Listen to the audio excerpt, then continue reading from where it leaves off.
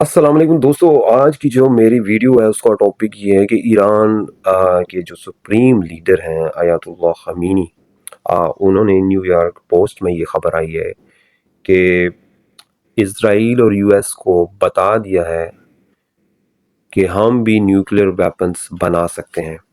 ये उनकी स्टेटमेंट का एक मेन जो हेडिंग है ये। और उन्होंने थ्रेटन किया है कि जिस तरह इज़राइल ने हम पे हमला किए हैं और हमारी कुछ साइट को डिस्ट्रॉय किया है, हमारे पास अब कोई ऑप्शन बाकी नहीं है कि हम भी न्यूक्लियर जो है कैपेबिलिटी हासिल करें। और क्योंकि आजकल रशिया और ईरान के ताल्लुकात बहुत ही नज़दीकी हो चुके हैं, नाज़रीन आप इस चीज़ को समझें कि ईरान ने रशिया को ड्रोन्स दिए, प्रोवाइड किए, उनको मिसाइल सप्लाई किए, मेन पावर भी हो सकता है इसने दी हो। लेकिन इसके बदले में तो कुछ ना कुछ चाहिए ना ईरान को। और ईरान को जो सबसे ज़्यादा चीज़ की ज़रूरत है वो टेक्निकल असिस्टेंट चाहिए न्यूक्लियर वेपन्स को डेवलप करने के लिए, क्योंकि उसको चाहिए एक्सपर्ट्स चाहिए, स्पेयर पार्ट्स चाहिए। तो मतलब बहुत सी चीज़ों की ज़रूरत पड़ती है न्यूक्लियर वेपन्स बनाने के लिए। एक दफ़ा न्यूक्लियर बम बन गया, इसने एक्सपेरिमेंट अपना कर दिया, ठीक है, टेस्ट कर लिया न्यूक्लियर वेपन। और लगता भी है कि पिछले कुछ हफ्ते पहले जो एक टेस्ट हुआ था, मतलब है कि अर्थक्वेक आया था, वो अर्थक्वेक सिर्फ ईरान के एक ही शहर में आया। तो ये ज़्यादा जो एक्सपर्ट्स हैं डिफेंस के, वो उनका पॉइंट ऑफ व्यू यही है कि ये न्यूक्लियर टेस्ट किया ईरान ने, ठीक है, तो उन न्यूक्लियर कैपेबिलिटी इसके पास आ चुकी है। मगर ज़हरी बात है, आप टेस्ट करते हैं वो इनिशियल स्टेज पे होता है, ठीक है। उसके बाद जो मिसाइल हैं उनके अंदर न्यूक्लियर जो बॉम्ब होता है उसको मतलब इंस्टॉल किया जाता है। या फिर आपके पास एयरफोर्स तो ईरान के पास है नहीं, या उसके पास भी कैपेबिलिटी अगर हो तो वो उसके ज़रिए भी स्ट्राइक किया जा सकता है।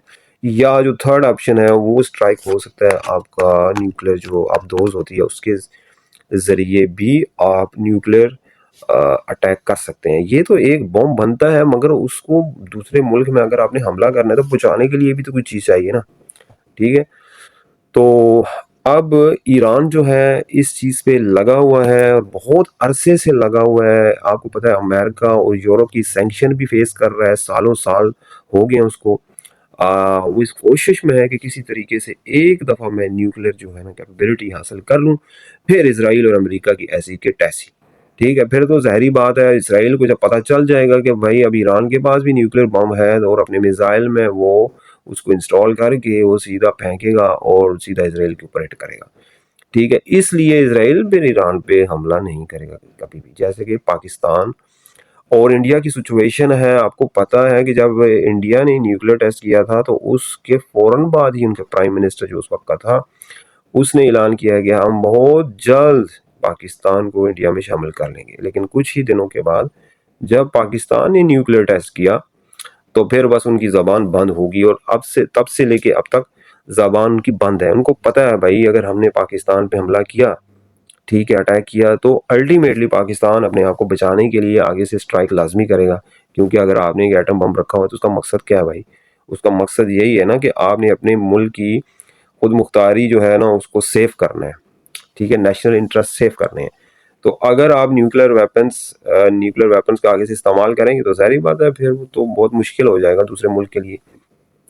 रशिया को ही देख लें, यूरोप को और अमेरिका को उसने सेवरल टाइम थ्रेट्स दिए हुए हैं कि भाई अगर आपने यूक्रेन को लॉन्ग रेंज मिसाइल टेक्नोलॉजी या लॉन्ग रेंज मिसाइल अगर दिए तो फिर मैं भी न्यूक्लियर वेपन्स यूज़ करूँगा उस मुल्क पे जिस मुल्क ने यूक्रेन को मिसाइल टेक्नोलॉजी दी।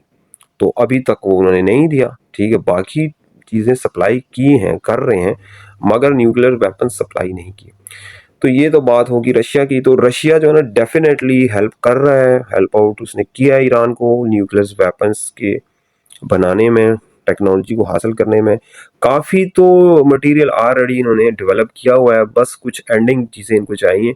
तो ये है सूरत हाल ईरान की और ईरान की न्यूक्लियर वेपन्स की, जो कि सूनर और लेटर मतलब बन जाएंगे। और एक दफ़ा टेस्ट हो गया तो फिर प्रूवन चीज़ आपके पास हो जाती है कि भाई अब तो न्यूक्लियर वेपन इसके पास है। फिर इसराइल कभी भी, मेरा नहीं ख्याल कि इसराइल ईरान पे फिर दोबारा हमला करेगा। तो ये है मेरी आज की वीडियो, उम्मीद है आप लोगों को पसंद आई होगी।